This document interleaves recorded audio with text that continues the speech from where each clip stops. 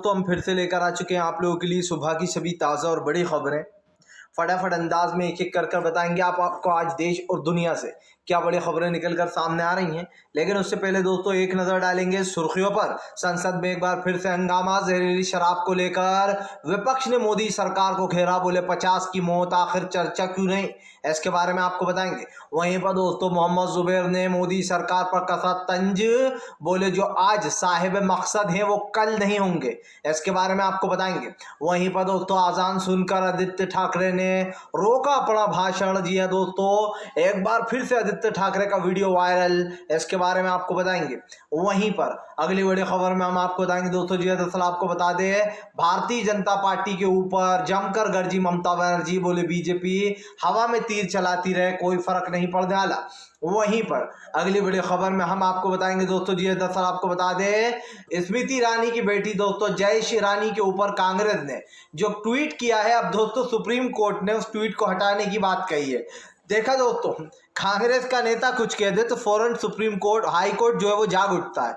लेकिन जब विपक्ष का मामला आता है दोस्तों तो हाई कोर्ट ऐसे ट्वीटों को नजरअंदाज कर देते हैं, इसके बारे में भी आपको बताएंगे।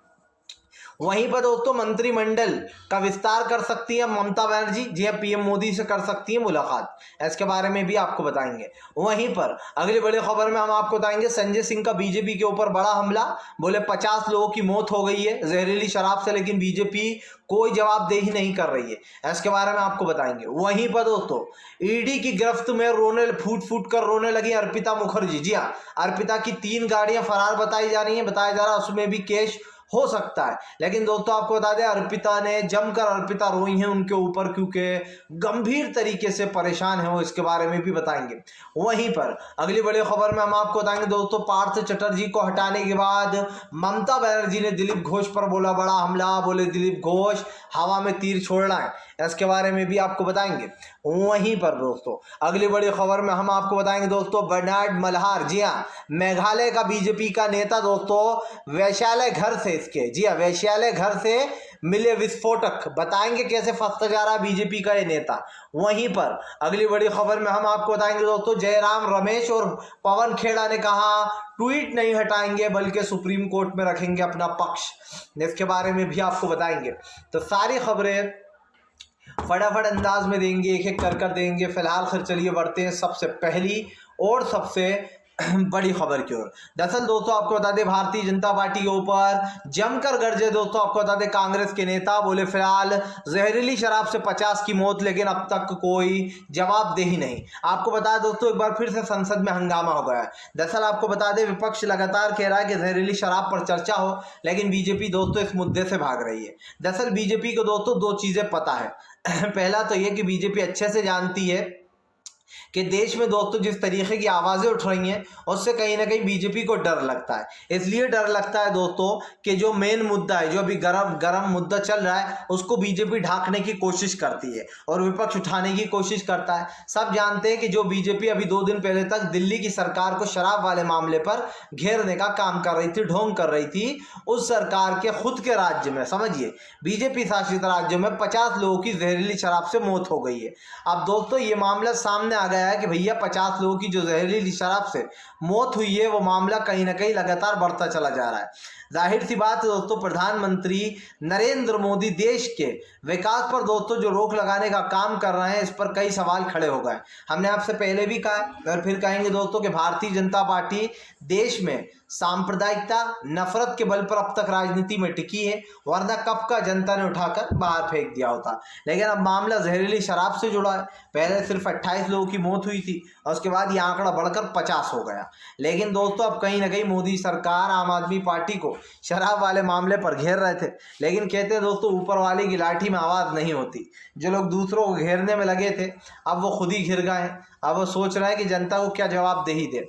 और मुझे तो नहीं लगता दोस्तों कि बीजेपी किसी भी सवाल का जवाब दे पाएगी, क्योंकि आप भी जानते हैं दोस्तों और हम भी जानते हैं कि भारतीय जनता पार्टी का सच क्या है।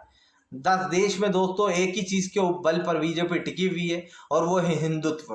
अगर दोस्तों बीजेपी से हिंदुत्व को हटा दिया जाए तो बीजेपी को दोस्तों कोई वोट डालने वाला भी ना मिले। हमारे हिंदू भाइयों को बरगला रही है मोदी सरकार और हिंदू और मुस्लिम भाइयों में दरार पैदा करने की कोशिश की जा रही है।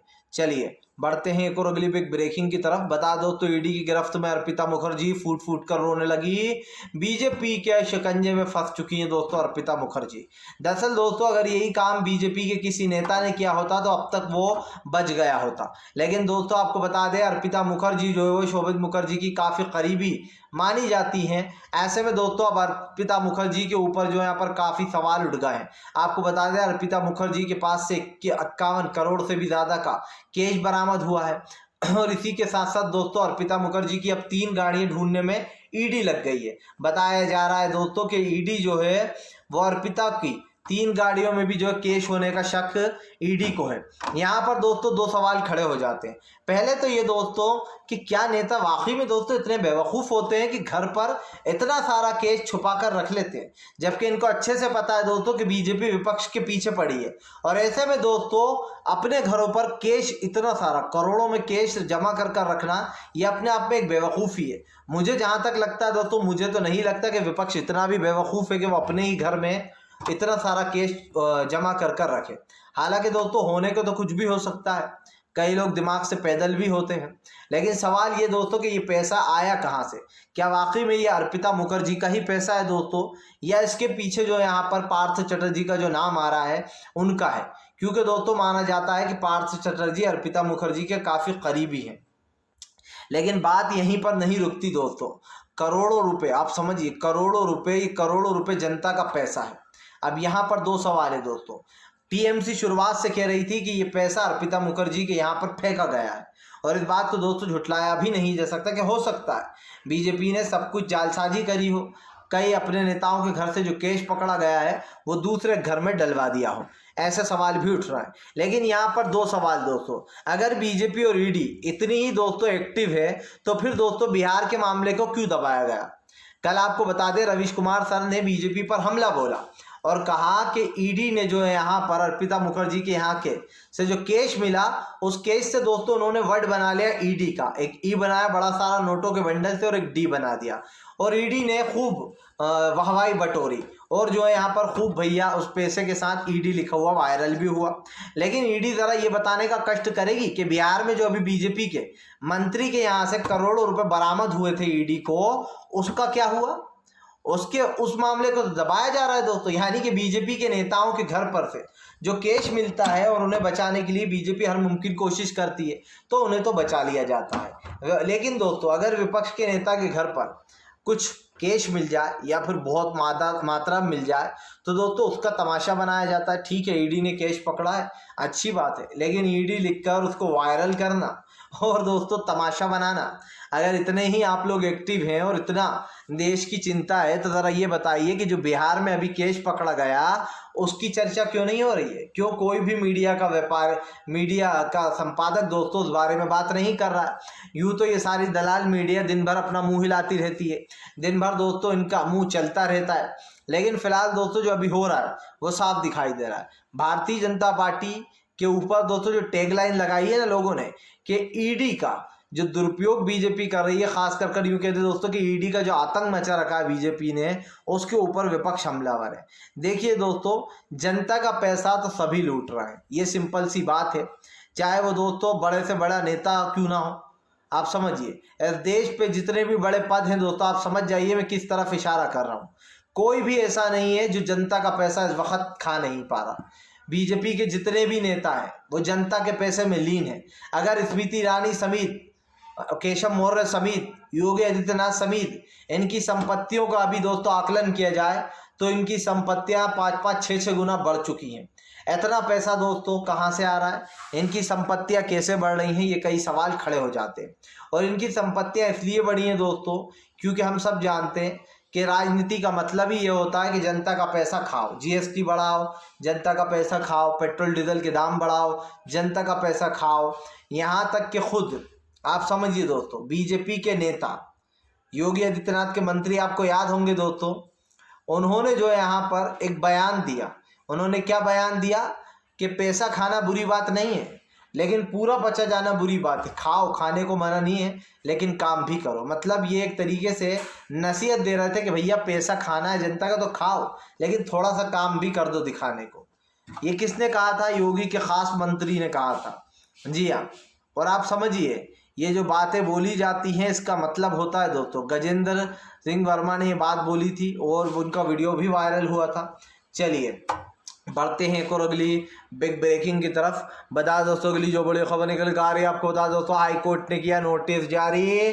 जी हाँ, पवन खेड़ा और दोस्तों बीजेपी के एक और नेता दोस्तों आपको बता दें, इन दोनों को जो है समन भेजा गया है। क्या है पूरा मामला दोस्तों, ये हम आपको बता दें। दरअसल आपको याद हो दोस्तों कि स्मृति ईरानी की जो बेटी है जयेश ईरानी, उनके ऊपर कांग्रेस ने एक ट्वीट किया था, जिसके बाद दोस्तों आपको बता दें अब कांग्रेस के उन नेताओं को बाकायदा समन भेजा गया सुप्रीम कोर्ट की तरफ से। और सुप्रीम कोर्ट ने कहा है कि जयेश ईरानी के ऊपर जो आपने ट्वीट किया है उस ट्वीट को हटाया जाए। यहाँ पर दो चीज़ें हैं दोस्तों, पहली बात तो ये कि उस ट्वीट को पूरी दुनिया देख चुकी है। दूसरी बात ये दोस्तों कि हाई कोर्ट ने ये नोटिस भेजा है। और हाई कोर्ट दोस्तों तभी क्यों जागता है जब बीजेपी के नेता मुश्किल में आ जाते हैं। आपको पता हो दोस्तों, चाहे ट्विटर वाला मामला हो या विपक्ष के नेताओं का मामला हो, हाई कोर्ट तत्काल में फैसला ले लेते हैं, तुरंत ले लेते हैं।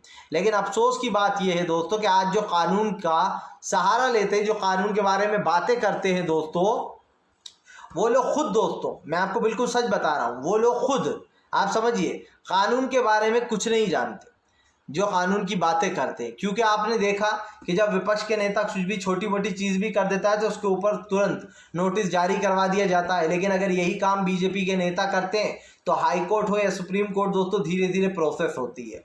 यहाँ तक कि दोस्तों बीजेपी के लोग उन चीज़ों को हटाते भी नहीं जो कोर्ट ज़्यादातर बोलता है। हमने कई बार ये देखा है कि कोर्ट ने आदेश कुछ दिया योगी आदित्यनाथ को, लेकिन योगी आदित्यनाथ ने अपनी मनमानी की, चाहे वो सुप्रीम कोर्ट हो या हाई कोर्ट का फैसले के अगेंस्ट हो।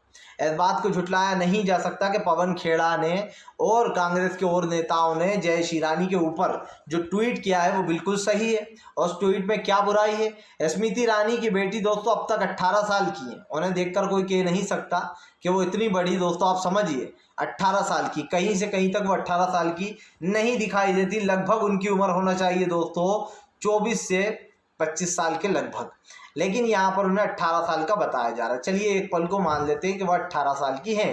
लेकिन क्या दोस्तों 18 साल की लड़की खुद आकर एक वीडियो में साफ साफ कह रही है कि ये जो बार है ये मेरा है और इस होटल को, इस बार को मैं चलाती हूँ। अब इसके बाद जब ये वीडियो वायरल हो गया तो स्मृति ईरानी ने भाई अपनी बेटी से पूछा होगा, बेटा तुमने इतनी बड़ी गलती कैसे कर दी, क्यों तुमने ये वीडियो बनाया और क्यों कह दिया लोगों से कि हाँ इसकी मालिक मैं हूँ। दरअसल दोस्तों पूरा मामला आपको पता ही है कि अवैध तरीके से इसके लाइसेंस को रिन्यू करवाया गया है किसी एंथनी के नाम से, जबकि एंथनी जो है दोस्तों वो पहले ही मर चुके हैं, यानी कि उनका देहांत हो चुका है। और आप समझते हैं कि एंथनी नाम से ही समझ गए होंगे, वो क्रिश्चियन थे जिनका पहले ये होटल था, उसके बाद स्मृति ईरानी की बेटी उनके नाम पर इसको चला रही थी। अब जब वो इस दुनिया में नहीं रहे, अब भी उनके नाम पर ही इसके लाइसेंस को रिन्यू कराया गया है। और ये सब कुछ सोची समझी चाल है, ऐसा नहीं है कि स्मृति ईरानी की बेटी भोली हैं या फिर दोस्तों स्मृति ईरानी खुद मासूम है। दरअसल दोस्तों ये लोग कुछ भी कांड करने से पहले सोचते नहीं है कि इसका आगे पीछे का क्या होगा, इन्हें बस एक ही चीज़ दिखाई देती है और वो दोस्तों आप अच्छे से समझ लेना कि क्या है। भारतीय जनता पार्टी कोशिश करती रहे, लेकिन उसको दोस्तों देश में दो चीज़ों का सामना हमेशा करना पड़ेगा। और दोस्तों हम वो चीज़ बार बार कहते हैं कि बीजेपी देश के लोकतंत्र की जिस तरीके से धज्जियां उड़ाने में लगी है, खास कर दोस्तों देश का लोकतंत्र आज शर्मसार हो रहा है। मैंने पहले भी कहा है दोस्तों और फिर कहूँगा कि बीजेपी आज जो सांप्रदायिकता और नफरत फैलाने का काम कर रही है, कल बीजेपी के ऊपर दोस्तों इसी चीज़ों के शब्द आएंगे और बीजेपी से इन सवाल भी पूछे जाएंगे। तो इस बात को दोस्तों झुटलाया नहीं जा सकता कि भारतीय जनता पार्टी देश में सांप्रदायिकता का एक माहौल बनाने की कोशिश कर रही है। और उस माहौल से निकलने के लिए दोस्तों बहुत ज़रूरी है कि बीजेपी को सबक सिखाया जाए। चलिए बढ़ते हैं एक और अगली बिग ब्रेकिंग की तरफ। बता दोस्तों अगली जो बड़ी खबर निकल कर आ रही जी है, दरअसल दोस्तों आपको बता दें भारतीय जनता पार्टी को लगेगा बड़ा झटका। जी हाँ दोस्तों आपको बता दें दरअसल कांग्रेस ने खोला मोर्चा, बोले जब तक विपक्ष से बहस नहीं होगी संसद में तब तक विपक्ष भी अब संसद में नहीं आएगा, सब विपक्ष देंगे अपना इस्तीफा।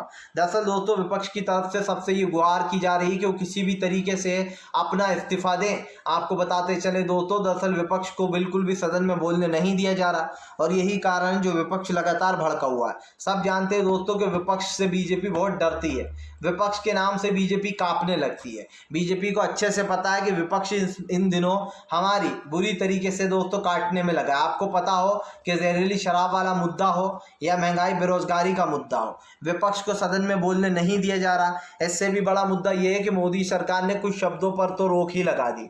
कल आपने देखा ही सही दोस्तों, कल संसद में क्या हुआ, स्मृति ईरानी और जो है सोनिया गांधी आपस में ही भिड़ गई। लेकिन सबसे बड़ा सवाल ये कि जो स्मृति ईरानी है दोस्तों, वो बीजेपी को उससे कभी सवाल नहीं पूछती। अपनी पार्टी से कोई पर क्यों सवाल पूछेगा।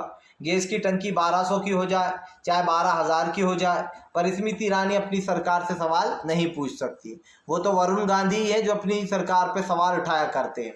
लेकिन दोस्तों समझिए, वरुण गांधी जो है वो सरकार को जमकर खदेड़ते हैं और बिल्कुल सच्चाई भी सामने लाते हैं, और आजकल भी वरुण गांधी वही कर रहा है। लेकिन स्मृति ईरानी के दोस्तों सुर बदले बदले से क्यों लगते हैं आप समझिए। जब विपक्ष के सामने आती है तो बिल्कुल दहाड़ने लगती हैं, जब बीजेपी के नेताओं के करप्शन की बात आती है तो बिल्कुल मिनमिनाकर मीडिया के सामने भाग जाती हैं, किसी सवाल का जवाब नहीं देती। तो जाहिर सी बात है दोस्तों, अगर आप किसी सवाल का जवाब जनता का नहीं दे सकते या फिर आप किसी मुद्दे पर बात नहीं कर सकते, तो आपको ये पता होना चाहिए कि आखिरकार सरकार और आपके बीच में क्या बहस चल रही है। मैंने पहले भी कहा और फिर कहूँगा दोस्तों, किसी भी आप समझिए किसी भी मुद्दे पर सरकार को घेरा जा सकता है, लेकिन विपक्ष को बातचीत करने का मौका ही नहीं दिया जा रहा, क्योंकि सरकार अच्छे से जानती है विपक्ष जब भी मुंह खोलेगा तो हमारे बारे में उल्टा ही बोलेगा। और ये बात तो सच है कि सरकार की जो पोल पट्टी है वो सबके सामने खुल चुकी है।